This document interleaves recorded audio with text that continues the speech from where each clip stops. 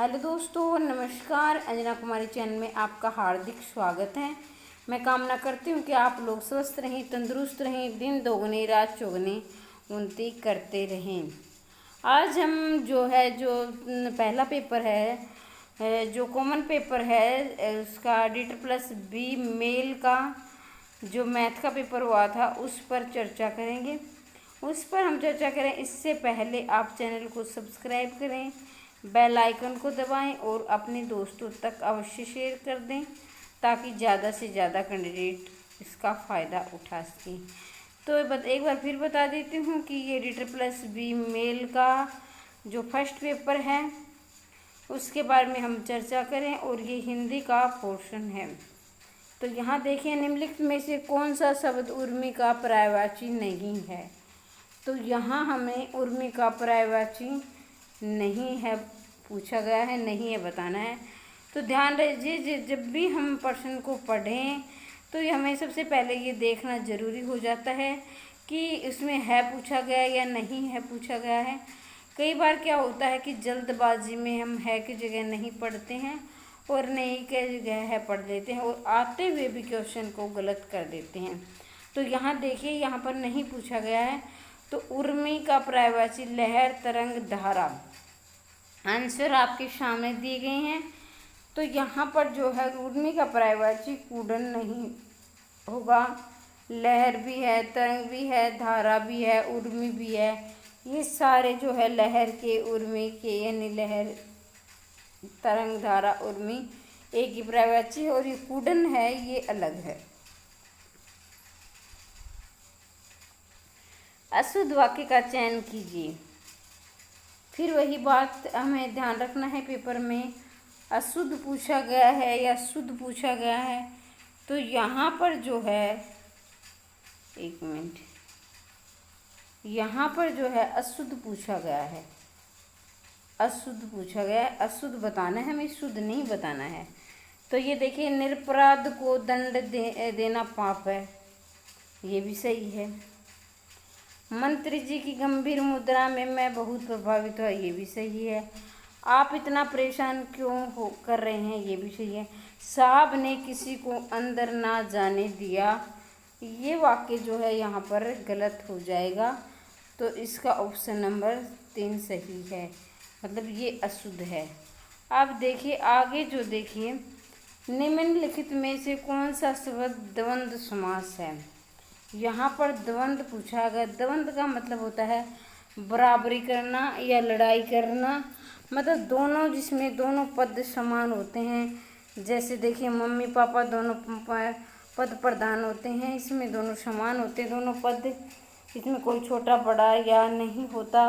आग और पानी, ये भी है, दोनों बराबर है। सीता और राम, जहाँ पर ध्यान दीजिए, जहाँ पर बीच में और आ जाता है ना, तो वो क्या होता है, द्वंद्व समास होता है, और तथा ऐसे शब्दों से जो जुड़े होते हैं। तो यहाँ पर जो है दोपहर जो है, ये इसमें द्वंद्व समास नहीं है। वैसे भी अगर देखा जाए तो द्वंद्व समास में दो शब्द होते हैं। देखें, मम्मी और पापा, ये दो आए हैं, और ये जो है ज़्यादातर, कई बार नहीं भी होता है, लेकिन ज़्यादातर 90% इनमें ये निशान योजक का पाता है। वैसे सीता और राम में नहीं दिया गया है, लेकिन हम सोच सकते हैं सीता और राम दोनों पति पत्नी की, तो दोनों पद इसमें प्रधान हैं। निम्नलिखित में से एक वचन बहुवचन का गलत युग्म कौन सा होगा। यानी एक वचन से बहुवचन बनाना है और उसमें गलत युग्म चुनना है। गलत जोड़, युग्म का मतलब होता है जोड़ा, तो वो चुनना है। यहाँ पर देखिए, सड़कें, एक सड़क और ज़्यादा सड़कें, बहन बहनें, एक बहन या दो तीन बहनें हो सकती हैं। रात है, लेकिन कामना जो है वो कामने नहीं होता, कामना का कामना ही होता है। तो यहाँ पर ये गलत युग्म है, यहाँ पर कामना कामने नहीं आएगा, यहाँ कामना का कामना ही होता है। अब देखिए आगे, देखिए, शुद्ध वाक्य का चयन किया, वहाँ पर क्या पूछा गया था, अशुद्ध, लेकिन यहाँ पर जो है शुद्ध पूछा गया है। पिछले मंगलवार को सुकुंद बंद होना है, यहाँ पर ये गलत हो गया। पिछले मंगलवार को सुकुंद बंद रहेगा, पिछले मंगलवार को स्कूल बंद है, पिछले मंगलवार को बंद था, ये आएगा। अब देखिए ये गलत क्यों है, पिछले मंगलवार को स्कूल बंद होना है। ये जो पिछला जो बीत गया तो वो भूतकाल में है, तो भूतकाल में जो है था का प्रयोग होता है, तो यहाँ पर होना है दिया गया, यहाँ पर गा दिया गया। होना है वर्तमान का काम होता है, तो वर्तमान में ही काम नहीं हुआ है, बंद रहेगा जो है भविष्य का है, तो ये भविष्य में भी नहीं है क्योंकि वो समय तो बीत चुका है। तो ये जो है ये आएगा, स्कूल बंद था, ये जो है भूतकाल में, ये ठीक रहेगा। अब आगे देखिए अशुद्ध बरतने वाले शब्द का चयन किए, तो वो जो है यहाँ पर अशुद्ध ढूंढना है। 3 जो अशुद्ध है और 1 अशुद्ध ढूंढना है। समृद्धि भी शुद्ध है, तिरस्कार भी शुद्ध है, एकरूपता भी शुद्ध है, अनासक्ति है वो जो है अशुद्ध हो जाएगा। निम्नलिखित मुहावरे का अर्थ सस्ते होना है, तो हमें सस्ते होने का अर्थ देखना है। दाल जूतियों में बटना, थाली का बैंगन, दांत काटी रोटी, दमड़ी के 3 होना। दमड़ी के 3 होना मतलब बहुत सस्ता होना, तो यही आंसर होगा। आंसर आपके सामने दिए गए हैं, मैं थोड़ा थोड़ा एक्सप्लेन करते हुए चलती हूँ। दांत काटी रोटी होता है मतलब गहरी मित्रता।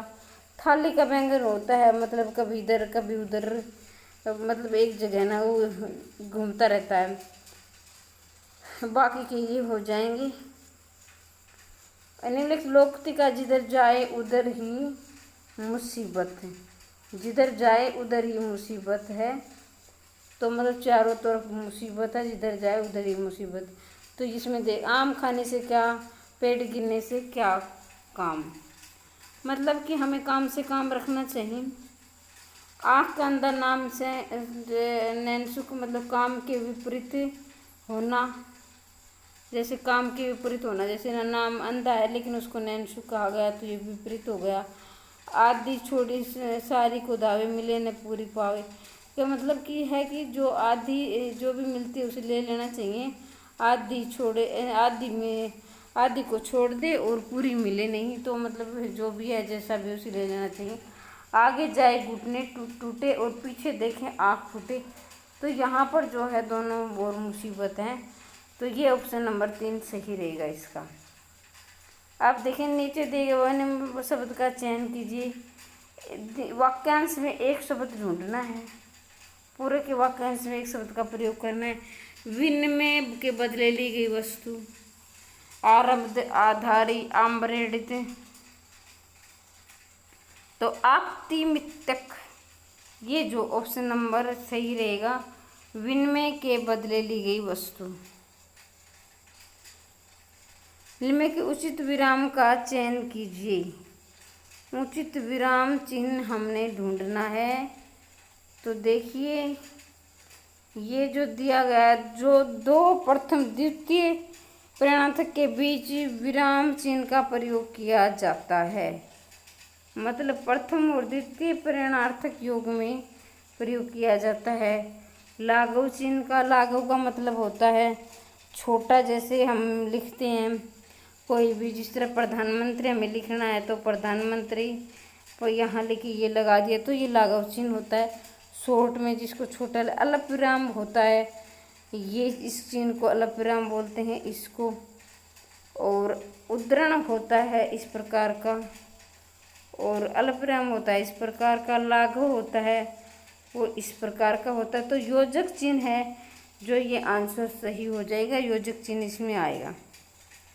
कर्पण का विलोम शब्द कौन सा है, हमें यहाँ पर जो है कर्पण का विलोम शब्द ढूंढना है।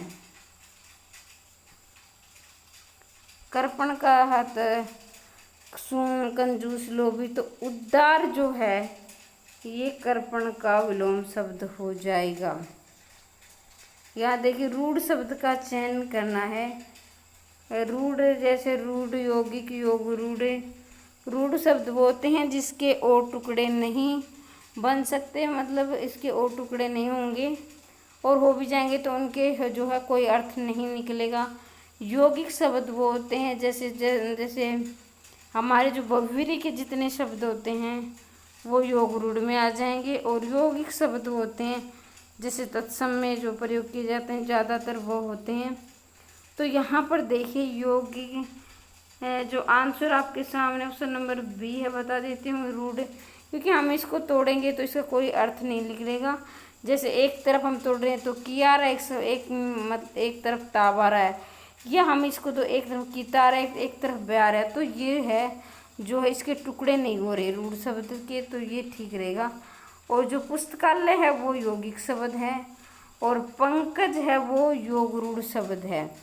योग रूढ़ शब्द बहुव्रीहि के जितने उदाहरण हैं सारे इसमें आएंगे, ठीक है। तो आशा करती हूँ कि समझ में आपको आ रहा होगा। आगे कि किसी भी प्रश्न में आपको डाउट है तो कमेंट बॉक्स में अवश्य लिखें कि आपको समझ में आया या नहीं आया, आया तो कितना आया, और ये प्रश्न आपको किस प्रकार के लगे, कमेंट बॉक्स में अवश्य बताएं। जिन क्रियाओं के कारण का कार्य का फल कर्ता पर ही पड़ता है वह क्रिया कहलाती है। देखिए, क्रिया दो प्रकार, मूल क्रिया कितने प्रकार की होती है? दो प्रकार की होती है, अकर्मक और सकर्मक। अकर्मक क्रिया वो होती है जिसका फल कर्ता पर पड़ता है, सकर्मक क्रिया वो होती है जिसका फल कर्म पर पड़ता है। तो देखिए, नाम से ही पता चल रहा है, सकर्मक मतलब कर्म सहित और अकर्मक मतलब कर्म रहित। पूर्वकालिक क्रिया वो होती है जो एक कार्य करके दूसरी क्रिया पर आधारित हो जाए, जैसे कि वह खाना खाकर सो गया। ज़्यादातर पूर्व के लिए क्रियाओं में कर का प्रयोग किया जाता है, कर इस प्रकार, जैसे वह नहा कर सो गया। प्रेरणार्थक क्रिया होता है, मतलब प्रेरणा का मतलब तो प्रेरणा देना किसी को, तो यहाँ पर जो है कर्ता स्वयं कार्य न करके किसी और से कार्य का, जैसे अध्यापक बच्चों से हिंदी पढ़वाता है, तो यहाँ पर जो है प्रेरणार्थक, यहाँ अध्यापक खुद न पढ़कर बच्चों से पढ़वा रहा है, तो ये प्रेरणार्थक क्रिया हो गई। पूर्वकालिक क्रिया आपने अभी समझा, कर लाएगा, पूर्वकालिक एक काम करके करता दूसरा काम करता हो। सकर्मक में जिसमें कर्म सहित हो, और जो अकर्मक क्रिया है, अकर्मक क्रिया का फल जो है कर्ता पर पड़ता है। ऑप्शन नंबर 3 सही रहेगा इसका। निम्नलिखित से वाक्य में अपादान कारक की विधि का प्रयोग किया है। यानी अपादान कारक, आपको पता है कारक 8 प्रकार के होते हैं, 8 प्रकार के कारक होते हैं, 8 प्रकार के कारक। और जो अपादान कारक है इसके बारे में पूछा गया है कि अपादान कारक का उदाहरण कौन सा है? ठीक समय पर आ जाना। अनिल विज का भाई है, उसने लड़के को मिठाइयाँ दी और पेड़ से पत्ता गिरता है, तो ये ऑप्शन नंबर 4 सही हो जाएगा। अपादान कारक में एक चीज़ दूसरे से अलग होती हुई, जुदा होती हुई प्रतीत होती है अपादान कारक में। जैसे आप देखिए, पेड़ से पत्ता गिरता है, ये तो आम प्रचलित उदाहरण है। एक देखिए, जैसे राम गांव छोड़कर शहर जा रहा है, तो इसमें भी अपादान कारक हो जाएगा।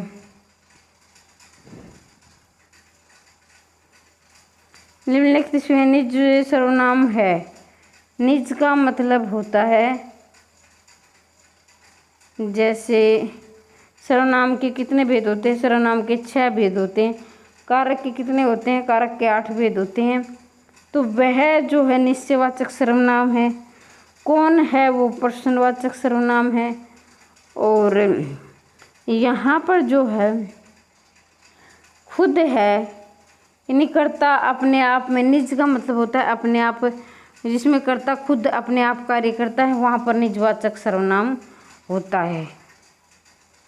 फिर देखिए, अब देखिए, ये हमने बाकी के जो प्रश्न के, यहाँ जो है पैराग्राफ दिया गया है, तो पैराग्राफ के मैं आपको नियम बता देती हूँ। कई बच्चे क्या करते हैं, बार बार पैराग्राफ को पढ़ते रहते हैं, जिसमें क्या हो, समय बहुत ख़राब होता है। हमें क्या करना है, पहले हम प्रश्न को पढ़ेंगे कि प्रश्न में पूछा क्या गया है, और एक बार तो जरूर इसकी सरसरी निगाहों से हम इसको पढ़ सकते हैं कि पहरे में मूल शब्द क्या है, मूल किस पर चर्चा हुई है। तो यहाँ पर सबसे पहले मैं क्वेश्चन पढ़ेंगे और फिर हम फटाफट इसके आंसर लगा देंगे। इससे हमारे समय की बचत होगी और हम आंसर भी, हमारा व्यर्थ का समय भी नहीं जाएगा, व्यर्थ की चीज़ें हमें पढ़ने नहीं पड़ेंगी। तो देखिए, प्रश्न नंबर 16, उपयुक्त गद्यांशों के अनुसार तुलसी के काव्य में धर्म का ही प्रकट हुआ है। अनावरण रूप, अनाविल रूप, अक्षुण। आंसर आपके सामने है, अनाविल, अनाक्षण, अनावरण, अक्षुण रूप। लेकिन हमको क्या करना है, यहाँ ढूंढना है।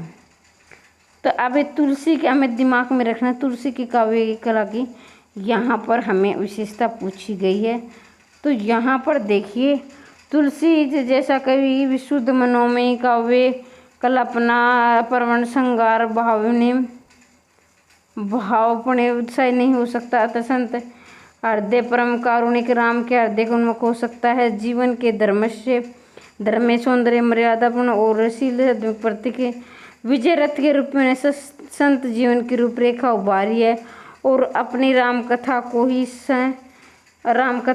ही संत चरितार्थ बनाया। उनका काव्य भारतीय जीवन की सबसे बड़ी आकांक्षा मर्यादा जीवन तत्व संत रहीन वाणी देता है। धर्म में जीवन की भारतीय संस्कृति का वैशिष्ट्य है। तुलसी के काव्य में धर्म का, देखिए अब ये देखिए यहाँ पर आया है, तुलसी के काव्य का अनाविल, अनावरण और अक्षुण रूपी प्रकट हुआ है। तुलसी के काव्य धर्म का, और यहाँ पर देखिए तुलसी के काव्य धर्म का पूछा गया, तो ये हमें प्रश्न मिल चुका है। ये देखिए 4th लाइन में था। और अब देखिए निम्नलिखित गद्यांश का उचित शीर्षक कौन सा होगा, तो हमें उचित शीर्षक देखना है। अब तक हमने कहाँ पढ़ा था, अब यहाँ तक जो है हम आ गए थे। अनाविल, अनावरण, अक्षुण रूप प्रकट हुआ है। मध्ययुग की आध्यात्मिक का प्रतिनिधित्व करते हुए भी उनका काव्य भारतीय आत्मा के चिरंतन सौंदर्य का प्रतिनिधि है। सत्य, तप, करुणा और मैत्री में ही आरोहण के दैवी धर्म मूल्यों और अनावर्त करता है। भक्ति अनावर्त करता है। उनके काव्य में हमें श्रेष्ठ कविता भी नहीं मिलता। उसके आधार पर हमें संत कविता की रूपरेखा भी निर्धारित कर सकते हैं।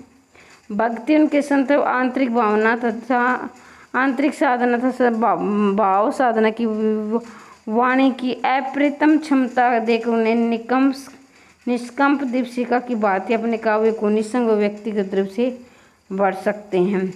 तो देखिए यहाँ पर ऊपर से नीचे तक तुलसी के काव्य कला के बारे में चर्चा हुई है। देखिए यहाँ पर हम देख सकते हैं कि बार बार तुलसी के काव्य कला का जिक्र, देखिए उनके काव्य में हमें श्रेष्ठ कविता मिलता है। यहाँ पर देखिए एक तो, और उनका काव्य देखिए, यहाँ पर देखिए उनका काव्य, मतलब जहाँ भी हम देख रहे हैं, अगर हम सर्च देखिए तुलसी के काव्य धर्म में, मतलब काव्य कला के बारे में, वो किस प्रकार की काव्य कला थी इस बारे में चर्चा हो रही है। तो ऑप्शन नंबर 2 सही हो जाएगा। ठीक है, ये आंसर यहाँ पर आपका सही रहेगा। फिर हमें देखना है निम्नलिखित में तुलसी के काव्य में किस भाव साधना की वीणा दी गई है। निम्नलिखित में से तुलसी के काव्य में किस भाव साधना को वाणी दी गई है।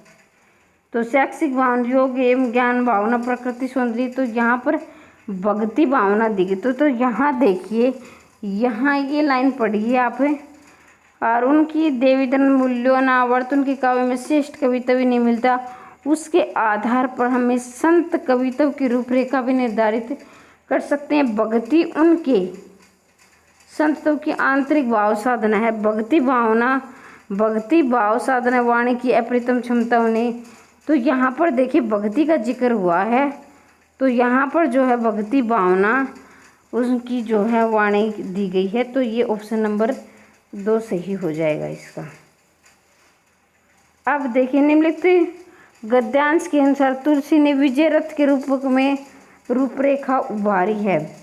तो इसका तो हम जो है कॉमन सेंस से भी आगे आंसर लगा सकते हैं, क्योंकि देखिए वैसे मैं आपको बता दूँ कि ये आंसर कहाँ दिया गया, लेकिन वैसे एक बार बता देती हूँ, क्योंकि जो विजय रथ होगा तो ध्रुव जीवन के बारे में तो इतने महान पुरुष जिक्र करे नहीं दुर्जन जीवन के बारे में, जो दुर्जन व्यक्ति है उनकी कोई और नहीं कर्तघ्न, दोनों ही नेगेटिव बातें, दोनों ही नकारात्मक बातें हैं। और वैसे भी तुलसीदास जो है संत कवि थे। तो यहाँ पर हम एक बार देख लेते हैं।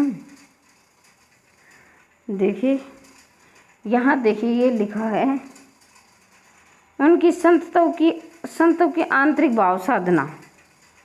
ठीक है। और फिर है भाव साधना वाणी की अप्रतिम क्षमता ने निष्कंप दीप से एक बातिन केवल काव्य कला को निस्संग होने की उद्दीप्ति दी गई है। तो यहाँ पर जो है कवि की संत जीवन की प्रशंसा करी गई है। और यहाँ पर भी देखिए उनका काव्य भारतीय आत्मकथा से बड़ी आकांक्षा मर्यादित जीवन अथवा संत रहीन को वाणी देता है। ठीक है। तो यहाँ पर जो है अब देखिए ये हमारा जो है लास्ट प्रश्न है। लास्ट आकांक्षा का पर्यायवाची नहीं है, इसके तो हम कॉमन से ये जैसे पैराग्राफ है वैसे भी हम इसको आंसर। आकांक्षा का पर्यायवाची नहीं है, आकांक्षा का इच्छा है। ये मेरी आकांक्षा है, ये मेरी इच्छा है, ये मेरी कामना है, ये मेरी इप्सा लिप्सा। तो ये क्या है आकांक्षा? इंसान अपनी इच्छाएं, अपनी मनोकामनाएं, अपनी कामनाएं, अपनी इप्सा, अपनी लिप्सा, तो ये सारे आकांक्षा के पर्यायवाची है। अनाकांक्षा जो आकांक्षा का विलोम शब्द है, तो ये ऑप्शन नंबर इसका जो है 2 सही हो जाएगा। ये जो ऑप्शन नंबर 2 इसका आंसर है अनाकांक्षा। तो ये जो है हमारा लास्ट प्रश्न था। ये जो है डिटर प्लस बी मेल का और ये हिंदी का पोर्शन था। ये प्रश्न आपको किस प्रकार के लगे कमेंट बॉक्स में अवश्य बताएं। और जो है ये 20 हमने क्वेश्चन किए हैं। 20 के साथ साथ हमने जो बाकी जो दिए गए हैं ऑप्शन वो भी क्लियर करने की कोशिश की है। तो ज़रूरी नहीं है कि हमारे 20 ही क्वेश्चन हुए हो, हमने कम से कम या 30-35 क्वेश्चन कवर कर लिए हैं। और इसके साथ ही आपको ये वीडियो कैसी लगी कमेंट बॉक्स में अवश्य लिखें। और जिनका पेपर हुआ है उनके लिए बेस्ट ऑफ लक। मैं कामना करती हूँ कि उनका सिलेक्शन श्योर हो और आप हमेशा अपने जीवन में आगे बढ़ते रहें, ऐसी मैं कामना करती हूँ। और ये वीडियो ज़्यादा से ज़्यादा अपने दोस्तों तक शेयर करें ताकि ज़्यादा से ज़्यादा कैंडिडेट इसका फ़ायदा उठा सकें। आपको वीडियो कैसी लगी कमेंट बॉक्स में अवश्य लिखें। धन्यवाद।